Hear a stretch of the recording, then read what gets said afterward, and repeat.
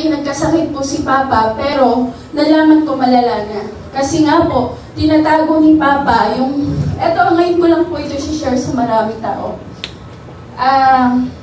Tinatago niya po sa amin na may sakit pala siya. So, lumabas lang or nakita, na-alarma lang kasi nanilaw na yung katawan ni Papa.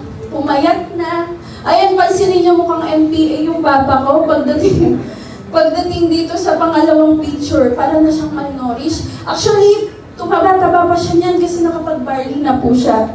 January 2023, nakitaan po siya ng malaki na agad na kidney stone, fatty liver, nagkaroon din po siya ng TB na literal, butot balat na po si Papa niyan, mataas na po yung creatinine niya kaya nanilaw po yung katawan niya.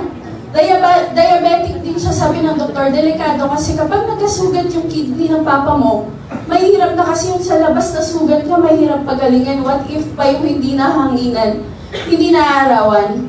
So, cholesterol, gallstone, high blood. January 2023, ayaw niya po magpa-opera. Ayaw niya magpahati ng katawan. Sabi ko, sige, na-stress nga po si Papa ng 3 days. Sabi ko, sige, mag-6 sachet ka per day. Alam niyo po, estudyante, iniisip ko, paano po kaya yung 1.5 per day? Kasi 500 din naman yung barley, di ba? Pero hindi. Sabi namin, God will provide. Tuloy lang, pinag-6 sachet po namin siya ng barley per day. Bago matapos yung January 2023, nag-normal po lahat. Naiwan yung kidney stone. Naiwan po yung kidney stone niya kasi malaki na. At the same time, nakasabit daw po doon sa loob ng kidney. And then, yung ihi niya, hindi niya nailalabas, bumabalik po sa kidney. So, ibig sabihin, nalalason po yung kidney niya. Ganun po yung nangyari. Pero, alam niyo, mentors, lately ko lang na-realize, pinalas po namin siya ng barley, 1 to 2 sachet na lang siya per day kasi maintenance na lang. Pero hindi siya naoperahan. Hindi, dapat po, idadialysis na si Papa, hindi na rin siya binigyan ng gamot kasi hindi daw po kaya ng gamot. Yung sobrang laki ng kidney. So, ang ginawa po namin, mentors, ito na po yung situation na binigay ni Lord. Sinabihan na po ako ni Mama na baka biglang i-admit yung Papa mo. So, inisip ko, saan ako kukuha ng pera kapag biglaan? Kasi mahal po magpa-hospital. Sa totoo lang, sa experience ko, mentors, kung wala talagang ayaw worldwide, hindi tayo makakapag-provide. Biglaan po siyang na-admit 2024, April. Bakit po siya in-admit? Kasi meron pong doktor, alam niyo po yung familiar kayo sa pagpapracticean yung katawan, kailangan nila na pag nag-exam or mag-graduate na yung doktor, kukuha sila dyan na yung mga ooperahan, pagpapracticean. Napili po yung Papa ko kasi nga po, siya yung pinakamagandang kondisyon na katawan.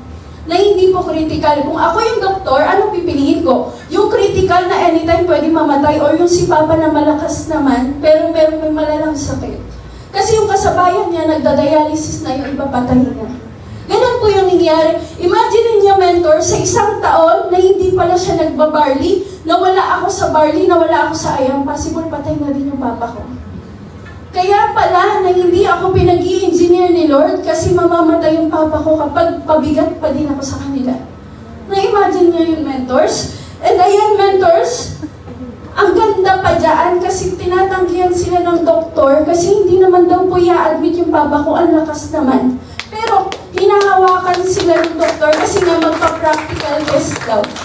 4 days lang po si Papa sa ospital, 177K yung bill po nila. Kagandahan, malakas agad si Papa, parang hindi po siya na-operahan. Actually, wala pang isang taon, ay isang buwan. Naghahatid sundo na siya kay Mama, nagtitinda na siya ulit.